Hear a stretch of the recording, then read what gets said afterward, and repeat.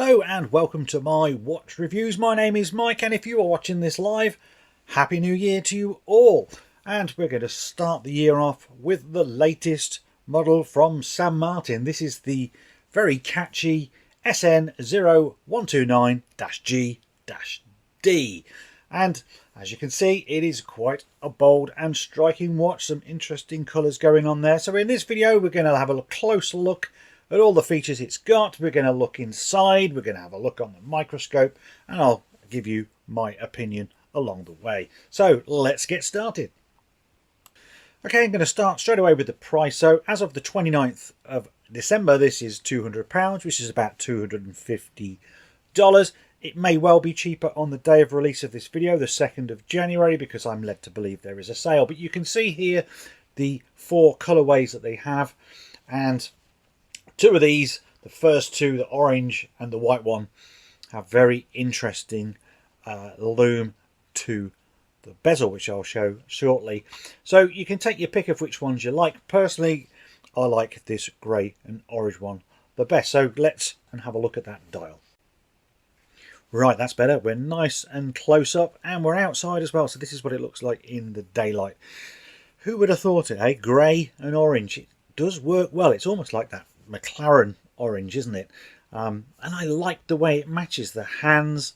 I've never seen the bold colours like this on a San Martin on the indices, yet alone on the bezel as well. And now all of that is loomed. So everything you can see at orange, which we'll show you shortly, is loomed, and it really does give it a good feel. Now, I've seen the hour and minute hands on quite a few San Martins. I've also seen these indices. Maybe this is some of their new styling that they're going to put on many of their watches. Obviously the lume makes it look a little bit different, but that second hand I don't think I've seen before. I like the red pointed tip to it, but I especially like the long spear heel. It really gives it a bit of presence in my opinion, and I don't think I've seen that second hand before on a San Martin. You've got a date window, which is handy of course, and there's also a chapter ring running around the outside of this watch that you can't see so much when you're actually wearing it, but it's not a particular deal breaker by any stretch. Of course, there's the usual San Martin logo that some people like, some people don't like, and on this one it is just printed rather than a sort of badge embossed one that they put on. And then the script, of course, automatic. 200 meters of water resistance, which is a screw back, case back, and a screw down crown as well, which is giving you that waterproofing. I've said it many times, lots of other reviewers say the same thing. San Martin's case finishing is really quite special. They have got a machine shop somewhere that know what they're doing with the right abrasives and the right type of fixtures in order to produce the quality that they do. Look at the brushing, it's nice and smooth and linear, and where the polishing joins, it doesn't overlap. It's done very, very well. Clearly they've got some good jigs, I think, that hold the cases in place while they produce that. You can see there's a sign crown. Look at the other side here, it's nice and plain, but that brushing is all nice and straight. So from an engineering background, I always find this quite impressive. It's translated into the bracelet as well. Look at again, you can see the linear type of brushing there, all matches. It's all nice and straight, not at an angle or anything like that. You've got some polished facets as well to those links. Down to the clasp, it's this new one that they've got, which I'll show you a bit more later on, but you can just see it here opening up. It's all machined again, lovely. But the main party piece on here is the case back. If you've been watching my reviews, I have remarked on San Martin's case backs being plain for years and years and years and years. Finally they are doing it. They brought back the shark that was on, I think, the Omega 300 homage many years ago, but they're finally putting San Martin, look, the SN part number, NH35 movement, everything, and that's space that's not wasted now, and I think they've done that really well. So 10 out of 10 for changing the case back, at least for me. Really pleased with that. Here's the watch main feature, that incredible lume. Just look at that bezel, it's ace. It burns a lot brighter orange than the camera would suggest, and it also doesn't fade as fast as the camera would suggest as well. It burnt for a lot longer than I thought it would. It is a real good and cool thing to look at in the middle of the night, that's for certain. Okay, size it up. They have it down as a 39mm. I'm going to give them that because it's almost impossible to measure. There's such a taper on this crown guard. With the crown, you're looking at 43mm. Case thickness is a whopping 14mm. It does have this sapphire crystal, which is domed, as you can see, which is probably giving it at least another millimetre, and perhaps the case back is now slightly thicker, but that's unexpected. Didn't think it would be as thick as that. I know that the lugs here are 20mm. It is tapering it down to 16 at my settings. You can see a screw is coming up there, and that is not one that I've removed. So I have seen this on San Martin's a few occasions, that they do start to come loose. Now, it does come with a little toolkit, and I suggest if you buy any San Martin watch, just double check your screws. The last thing you want to do is it fall off and you lose one, because you cannot buy replacements. I've removed 2 links out of this to fit my 7-inch or 18cm wrist. So with the 2 links added, this is what it looks like on my wrist. You can see here plenty more space for people with bigger wrists than mine. And now let's show you what it looks like actually on my wrist fitted. I've got a 7-inch wrist, 18cm. And yes, I'm left-handed, wear it on my right arm. I know that will confuse some of you, but at least you get an idea of what it might look like if you were to have it on your wrist. Okay, so the watch in hand, and you can see it in its artificial lighting and moving around a bit, so you get an idea of the reflections, as you can see here. Let's start off with the crystal and the bezel, because the bezel insert here, it's like a bubble bezel. It's slightly protruding above, and it's supposed to be sapphire crystal. So I've got my little sapphire tester here, and all we need to do is see it move a little bit, which it does. That's definitely sapphire. The bezel is definitely sapphire. Not really sure how this thing works. I'm not a technician or anything. Here's an old Seiko crystal that I've watched them servicing at the moment, and as you can see, makes absolutely no movement at all. So that's 100% sapphire crystal. Right, let's just zoom in a little bit. The bezel action, it's nice. It feels a little light, but the clicks are very, very reassuring. There's not a lot of backlash. You can see once it clicks over, you get one little bit of wiggle, and then that's it. And honestly, that's all I can do. Like I say, it's very reassuring, works very well, and it'll last you a while. Great to fidget with, of course. I really like the colourway on these. Certainly this one. I didn't think I would at first, but it's really grown on me. The orange and the grey. I think it's just because the hands are orange and the indices loom is orange as well. It just, yeah, it's just more striking, isn't it? Crown. Well, you can wind it out or unscrew it. Wind the watch, absolutely no problem. First position will be your date. I'll back to wind. There we go. Date works absolutely fine. And obviously changing the time is no problem at all. Right, if we start looking at the bracelet, so the finishing is great, as I've mentioned already, but you now have this bevel at the edge here. It's polished, and that's sort of a nod almost to the Xinjiang, that showpiece watch I reviewed on my main channel fairly recently, if you saw that, where that had a ridge also on the mid links here as well, and was wonderful. So it's nice to see that they carry that on. Obviously it takes any sharp edges away. I have found some sharp edges which are just here, so if I rub my finger over that, it catches just on where that lug hole is there, which is a bit of a shame. The bracelet itself, not a lot of movement in it, but it contours very nicely, as you can see, or articulate should I say. Here's another gripe. Look, there's another screw that is popping out, and honestly I have not set that up in any way. That is what is happening certainly with this watch. That is 2 screws now just in this video alone. Disappointing, to be honest with you. Their checks should be better than that. So I do recommend, if you buy any San Martin at all, to be sure to go round it with the screwdriver that they provide and tighten up those screws, because if one drops out, I don't know whether you're going to get a replacement. If we go down to the clasp, It's the same clasp as on the Xinjiang as well. It's a new one. The shell is a little bit longer. You have this ridge down the middle now for a bit more of a feature, which sort of continues with the bracelet, doesn't it? Quite nicely. The logo is still there, but it's less embossed than the old ones, which is nice to see. I think that's a better touch.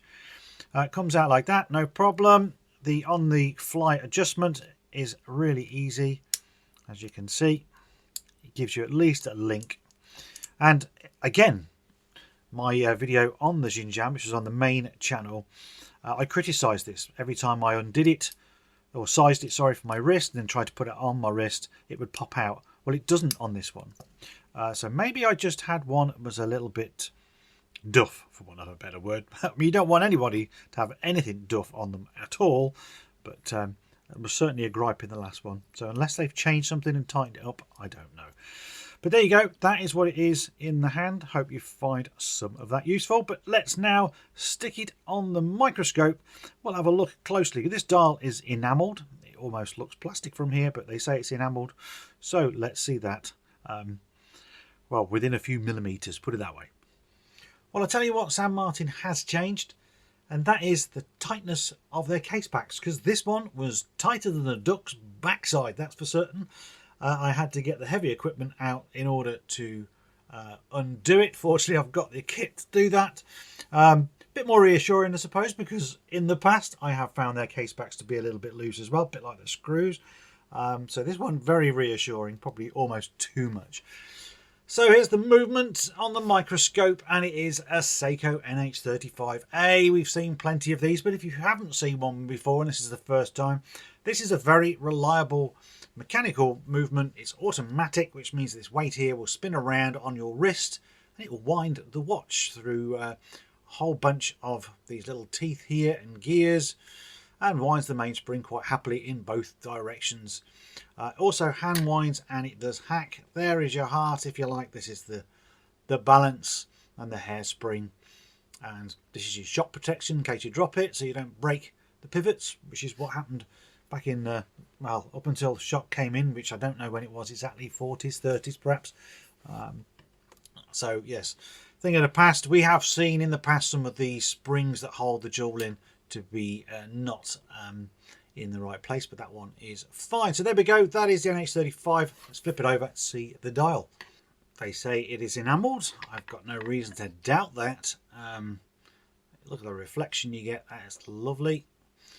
It does look quite plasticky, doesn't it, with the grey, the matte grey.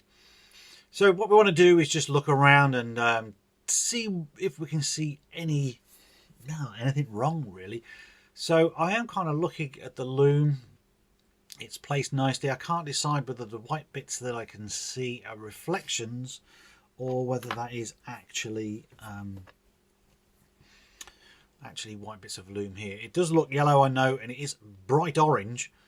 It's just the way the camera, this is, well, it's a microscope, it doesn't quite do colours in the way that we'd like to. So just looking at the indices, we have seen these indices before from San Martin. It's a nice design. They look black, don't they? It's almost black polishing. If you don't know black polishing, that is the best form of watchmaking polishing you can get, because it looks black. But I think, again, this is just the trick of the light. I like the fact that the chapter ring is attached to the dial in some way. I'm not going to take the dial off on this one to find out how that is. But the reassurance, of course, with that, in theory, it should line up. Now, I have a crosshair on this microscope, and I can tell you that, well, it isn't, is it? Let's look at, I can't show you the crosshair, unfortunately, but if I line that right up, smack bang in the middle of this centre line here, that is slightly off. So what do we think about that? I don't think you'd be able to see it necessarily. We'll try it again in a minute. Well, let me put a shot up now just to watch, say on the wrist or something. Tell me whether you can then spot it, because that is, it ain't even going to be 0.5 millimetre, I think, with the magnification that we're at. And if we then look at them all, they're all going to be slightly out as a result. That one's a, yeah, it is. I really wish I had the ability to put the crosshairs onto the video, because then you would see what I can see. So that is, yeah, a bit of a shame. Handset, really nice though. Really, really nice. See the reflection of them? Highly polished. There isn't a rough edge at all. Normally you can see sometimes where they've been pressed out, stamped out. There's a rough edge. There isn't on this. The loom is all put in, all the indices. Excuse my fingers. I really shouldn't use my fingers at this point. Like the date window, it's got everything you want in many respects. But is that little error there going to be a deal breaker? I hope not. I mean, how do you line these things up absolutely perfectly? Well, one, I think you've got to put an indice. The indices have, as a rule, on the back of the dial, they have pins. So they actually go through the dial, and sometimes they're soldered or glued in. So you could argue that you could then put another hole up here. So the chapter ring, or the in this case, it's not the chapter ring, is it? Sorry, it is the chapter ring. God, I don't even know my terminology today. Yeah, so you could put another hole in there, and then it would locate, wouldn't it? Absolutely, or should locate spot on. But there we go. Again, nitpicking perhaps. I don't know, for this price point. I know everybody expects absolutely everything to be blooming perfect. Sadly, in life, it isn't. And at this price point, this is already punching well above its weight compared to its mainstream equivalents of your Seikos, even your Citizens in some respects, brands like that. Here we are on the Timegrapher, and I'll have to quickly rattle through the different positions, but essentially it's running very, very decent in tool. Perfect beat error, a rate of only +4 seconds a day, a decent amplitude. I almost suspect that somebody's tweaked this rather than it leave Seiko like this. I've tested so many of these that well, it's almost potluck. They all run decent enough, but this one seems to be fettled a lot finer than the other. So here we are at crown up. These are the sort of more stressful positions that a watch would be in on your wrist, of course. That's what we're trying to reenact, and we just want to make sure that the scale is pretty much moving in the same direction. Not sure from factory how many positions they're tested in. The more quality the watch, the more positions it's set to, because you'll get variations, and the whole idea is you average it all out, so in any position it's only ever going to lose X amount of seconds, or gain, of course. But yes, essentially we're seeing pretty much the same line. If we just now put it in dial down, it's usually the safest position, and you'll see that line come back again to pretty much spot on. So yes, again, proof NH35 movements, you can't really go wrong. I do find them a little bit boring, but why? Because that's what they do, and they run forever, so can't complain at all. Okay guys, my final thoughts. Well, I think if you're in the market for a new watch and you know about San Martin, you want a splash of colour, you can't go too far wrong with this. I mean, okay, at the moment it's about £240 as I put the video out, so it'll be sub $300 perhaps, but they are telling me that there is a sale on the day of release, so perhaps if you check today there will be a cheaper price. It's got everything you want. It's got the sapphire crystal. I like the sapphire bezel, enamel dial, nice solid bracelet, the quick release on the adjustable fly. So there's not much more you can start throwing at these things, but you know, they have everything on them. I mean, I can't think of anything else. So no one else can sort of do that for that kind of money. The screws are a bugbear. I really think that's terrible that they would be hanging out as much as they are just from jingling it around like this and wearing it. I've only worn it for a couple of days to do the review on.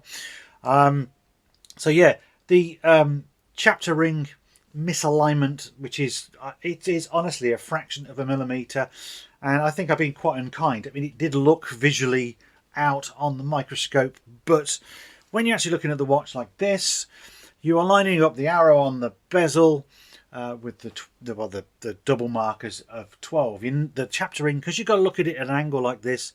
You can't really see it. So yes, it should be spot on. We'd all like it to be precise, but I can kind of let it go for that. So You leave your comments below. You tell me what you think of these watches. Which one's your favourite? This one or all the other different colour ones? Would you buy that one or not? All your feedback is read by me. I also think San Martin do read quite a lot of comments because they do seem to be changing things. Their case back. I mean, I can't believe they've finally done that. Every video, and I've done, I don't know, 30 San Martin videos, and nearly every single one of them, please do the case back, please do the case back. Finally they have. So they do listen to the customers, and maybe their feedback also comes from videos like this in the comment section. One last thing, if I've still got you here before you jet off and do your own thing, I have opened my own web store. It's called time-tees.com, and I'm selling t-shirts like this one. So this is a dive watch t-shirt. T-shirts of my own designs to help support the channel. But more importantly, I'm also selling watches. So I am a hobbyist watchmaker, as some of you may or may not know, and I'm selling a lot of vintage Seikos at the moment that I've restored, serviced, new glass, crystals, all of that. I'm also selling some of the watches that I have reviewed. I've still got quite a few more to put on the site, so go check those out. There's worldwide shipping, all the rest of it, and maybe you can pick yourself up a deal, and it helps the channel because then it helps me go and buy more watches to show you. Thank you very much. Like, subscribe, comment. See you in the next one. Bye for now.